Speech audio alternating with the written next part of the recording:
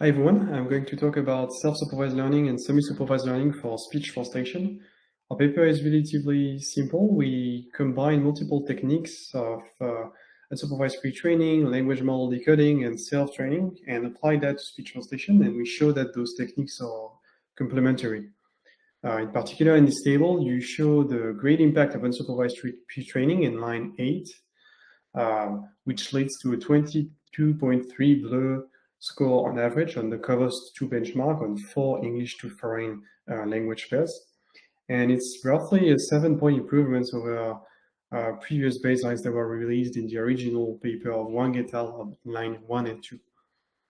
So we knew that it was very helpful for ASL pre-training, but we now know that it's very helpful for speech translation as well. And when you combine that to language model decoding on line 9, plus self-training on line 10, then you see that if you combine all of this together in line 11, you see a pretty big boost and leads to a 25.6 BLEU on average, which is a 3.3 BLEU improvements over unsupervised pre-training only.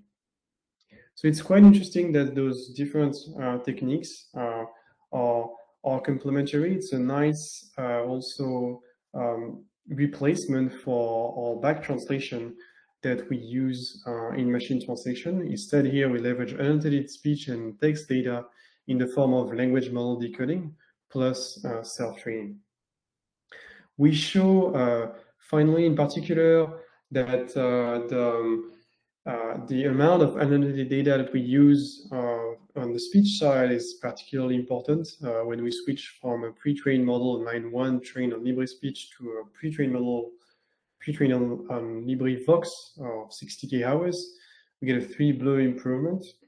The same applies to self-training, where we get a 1.1 BLEU improvement on average from line 3 to 5 when we go from a small pre-training data set to a large one.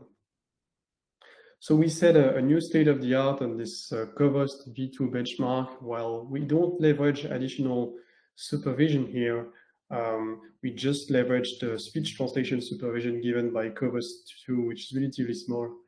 And instead we leverage annotated data and self-supervised learning and semi-supervised learning. So I think this combined with other techniques such as multilingual fine-tuning or leveraging machine translation data sets is going to be helpful and will lead to an even better speech translation system on this benchmark. So that's all I have. Thank you.